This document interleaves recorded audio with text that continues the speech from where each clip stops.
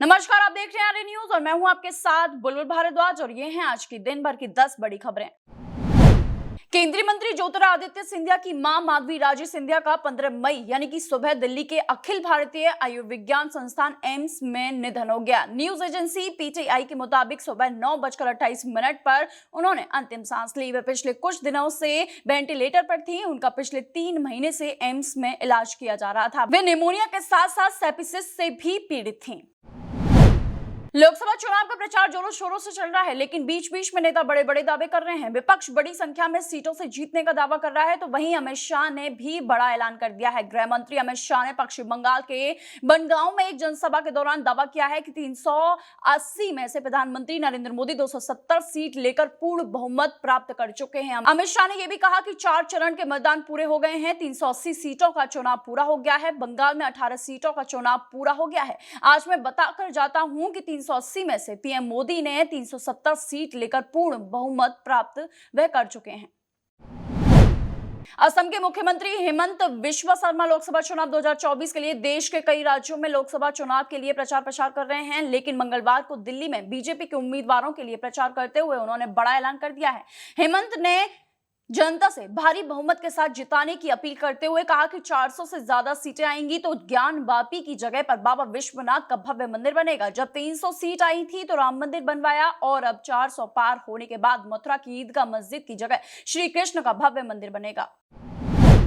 असदुद्दीन ओवैसी ने प्रधानमंत्री नरेंद्र मोदी पर बड़ा हमला बोला है। उन्होंने अपने एक पोस्ट में लिखा कि पीएम मोदी ने अपने भाषण में मुसलमानों को घुसपैठिया और ज्यादा बच्चे वाला कहा था। अब वो कह रहे हैं कि मुसलमानों के लिए वह बात नहीं कर रहे थे। उन्होंने कभी हिंदू मुस्लिम नहीं किया। ओवैसी ने कहा कि ये झूठी सफाई देने में इतना वक्त कैसे लग गया। मोदी का सियासी सफर सिर्फ और सिर्फ मुस्लिम विरोधी सियासत पर बना हुआ है। इस चुनाव में मोदी और भाजपा ने मुसलमानों के खिलाफ अनगिनत झूठ और बेहिसाब नफरत फैलाई है। टीएमसी प्रमुख ममता बनर्जी ने बड़ा दावा किया है। ममता ने कहा कि लोकसभा चुनाव में इंडिया गठबंधन कम से कम 315 सीटें जीत रहा है, वहीं बीजेपी अधिकतम 195 सीटों पर जीत हासिल कर पाएगी। ममता ने आगे कहा कि दिल्ली में अब मोदी नहीं रहेंगे, दीदी यहां लोगों के साथ हैं। दीदी ने ठान लिया है कि केंद्र में इंडिया गठबंधन की सरकार होगी। अब तक मिले नंबर के आधार पर मैं ये कह सकती हूं कि बीजेपी को 190 से 195 सीटें मिलेंगी, जबकि इंडिया गठबंधन को 315 सीटें जीत के मुकाम पर पहुंचाएंगी। झारखंड के गिरिडीह में एक जनसभा को संबोधित करते हुए प्रधानमंत्री ने कहा कि श्री राम मंदिर को लेकर कांग्रेस नेताओं द्वारा शर्मनाक बयान जारी किए जा रहे हैं।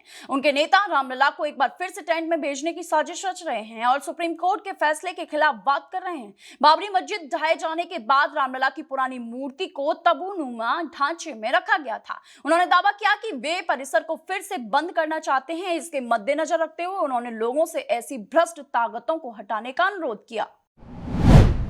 राज्यसभा सांसद स्वाति मालीवाल, जिन्होंने केजरीवाल पर आरोप लगाया था कि उन्होंने अपने पीए विभव कुमार से उन्हें पिटवाया है, ये मुद्दा अब और ज्यादा तुल पकड़ता जा रहा है। दिल्ली पुलिस को सोमवार सुबह एक फोन कॉल आया जिसमें कहा गया कि मैं स्वाति मालीवाल बोल रही हूं। फिर उन्होंने दिल्ली के सीएम के पीए विभव कुमार से ये गंभीर आरोप लगाए थे और इस बात पर संजय सिंह ने स्वीकार किया है कि उनके साथ अभद्रता की गई है। लेकिन सवाल अब ये उठता है कि स्वाति मालीवाल जो महिलाओं के लिए हमेशा आवाज उठाती रही हैं, लेकिन जब उनके साथ ऐसा हुआ तो वो चुप क्यों हैं? अभी तक इस बात पर स्वाति मालीवाल की तरफ से कोई भी बयान सामने नहीं आया है।